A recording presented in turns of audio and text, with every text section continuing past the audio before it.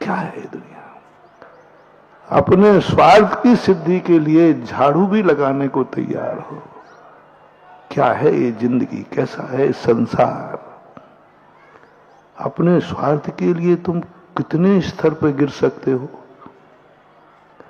तुम अपने स्वार्थ के लिए कितना बुरे परिणाम कर सकते हो? तुम अपने स्वार्थ के लिए कितना कितना कितना सोचो थोड़ा अपने आप में। तुम स्वार्थ के लिए अपने स्वार्थ, महान जगत पूज्य परमेष्टि त्रिलोकी नाथ, उनके साथ क्या व्यवहार कर डाला?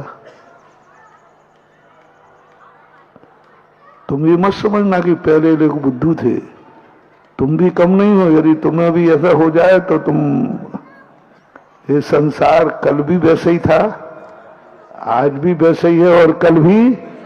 संसार तो जैसा था वैसा है, वैसा ही। बस संसार का तो एक ही काम है, हमारे स्वार्थ की सिद्धि होना चाहिए। हमें कुछ भी करना पड़े, कुछ भी करना पड़े, कोई तुम्हारा परहेज नहीं है। तुम्हारे स्वार्थ की सिद्धि के लिए तुम कितने नीचे गिर जाओगे, इस संसार में अपन कुछ भी विश्वास नहीं कर सकते, कुछ भी नहीं सोच सकते। आप किसी को मत समझना। तुम्हारा बेटा है तो तुम उसे समझ रहे हो, चिंता मत करना। बेटे का जिस दिन स्वार्थ सिद्धि हो जाएगा तो वो बाप को भी सुत दारा हो ये ना, शीरी सब स्वार्थ के हैं। अपन समझ रहे हैं ये बेटा अपना है, जिस दिन स्वार्थ की सिद्धि नहीं होगी तो काहे का बेटा, काहे का कुछ भी स्तर पर उतर जाएगा। हमने धर्म क्षेत्रों में ये देखा, आप लोग संसारी प्राणी अपने स्वार्थ के लिए कितने भी नीचे गिर जाते हो, कुछ भी करने को तैयार हो जाते हो।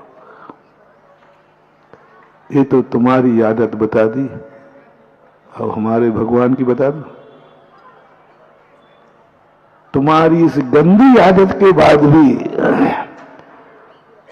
प्रभु को झाड़ू लगाने के बाद भी उन्होंने क्या दिया? बोलो ना। और झाड़ू लगाने वाले को भी क्या किया? माला माल कर दिया। चाहते तो विनाश कर सकते थे। कितना अंतर है भगवान में और संसार में। वो झाड़ू खा करके भी तुम्हारा भला कर रहा है और तुम अपना भला करके भी झाड़ू मारने को भी तैयार हो जाते हो।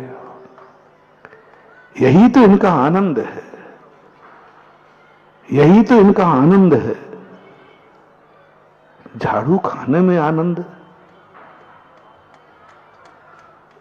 झाड़ू खाने में आनंद आता है क्या? नहीं हो तो अपन कोई बात नहीं, एक झाड़ू वाले को लगा देते सबको। यदि हाँ कहो तो शुरू करा दूं, नहीं कहो तो नहीं कराऊंगा, चिंता नहीं करना। यदि तुम्हें झाड़ू मारी जाए तो तुम्हें कैसा लगेगा? जल्दी बताओ। बहुत बुरा लगेगा ना। इसलिए अभी तुम संसार में हो। और हमारे भगवान को झाड़ू लगने पर उनको आनंद आता था, उनको एक खुशी होती थी। कोई बात नहीं, मैंने झाड़ू खाई तो खाई, मेरे निमित्त से किसी का दुख दूर तो हुआ। ऐसा परिणाम आते ही अतिशय प्रकट होता है। अतिशय स्वयं की साधना से नहीं होता, अतिशय अपना पुण्य दूसरों के काम आवे तो अतिशय होता है। मंदिर सभी होते हैं लेकिन मंदिर अतिशयकारी सभी नहीं। तीर्थ क्षेत्र क्यों बनते हैं? इसका मूल उद्देश्य होता है, तीर्थों में वो ताकत भर दी जाती है, होती है, जो एक सीमित नहीं असीम हो जाते हैं। तीर्थ क्षेत्रों को कभी सीमित मत रखना, क्योंकि ये सूर्य के समान होते हैं। ये मात दीपक और सूरज में क्या अंतर है?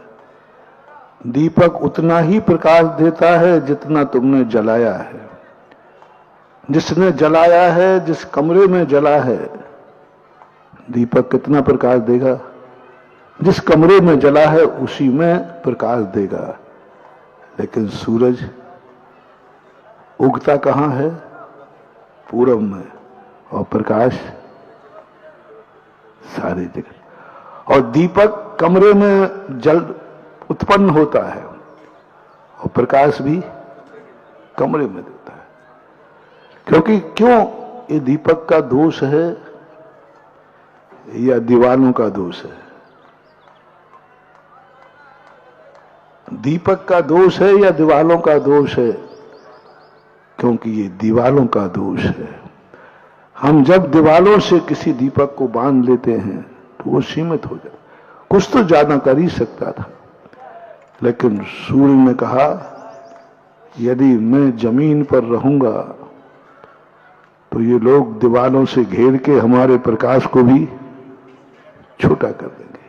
क्योंकि दीपक पे अपना बस है, इसलिए हमने दीवारों से बंद कर दिया, उतना ही प्रकाश दे पाया।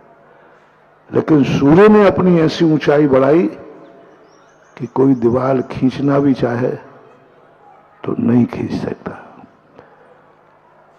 मंदिर जो आपके होते हैं वे दीपक के समान प्रकाशमान होते हैं, और तीर्थ जो होते हैं वे सूर्य के समान प्रकाशमान होते हैं। तीर्थ में और मंदिर में प्रकाश तो दोनों देते हैं ना, प्रकाश दोनों होते हैं, लेकिन मंदिर दीपक के समान होता है। एक गांव, एक ग्राम, एक मोहल्ले, एक कॉलोनी को प्रकाश देता है। लेकिन तीर्थ सूर्य के समान होता है। जैसे आज तक कोई बांध नहीं पाया, और बांधना भी चाहोगे तो वो बंधने वाला है नहीं। उसका अधिकार है हर व्यक्ति को प्रकाश देना, दुश्मन को भी। जो सूरज को नहीं पूजता है, क्या सूरज उसे प्रकाश नहीं देता है? वो कहता है तुम पूजो या ना पूजो, मेरा काम तो प्रकाश देना है, तो तुम मेरी पूजा करो। अर्घावतारण अशी प्रहारन, तुम मेरी पूजा करो तो भी मैं प्रकाश दूंगा, और तुम झाड़ू मारो तो भी मैं तुम्हारा हित ही सोचूंगा। सूरज का समान सूरज है ना।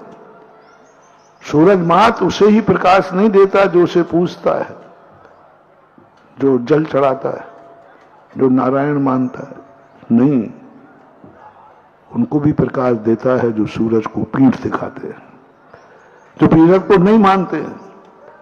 भारत के लोग सूरज को मानते हैं, कुछ देश ऐसे हैं जो नहीं मानते हैं, तो वहां शायद प्रकाश नहीं होता होगा। होता है। सूरज कहता मुझे मत बांधो, ना मैं पूजा वाले का प्रसन्न हूं, और जो नहीं पूज रहा उससे मेरा काम तो प्रकाश। ये है स्वभाव, ये है धर्म। धर्म वह नहीं है जो हमें देगा हम उसको देंगे, जो हमें पूछेगा हम उसके पूरा उसको फल देंगे, जो हमारे लिए करेगा हम उसके लिए करेंगे। ये धर्म नहीं, ये तो व्यापार है। क्योंकि स्वार्थ के लिए तो हर व्यक्ति कुछ ना कुछ करता है, ये तो व्यापार की कोटि में आएगा।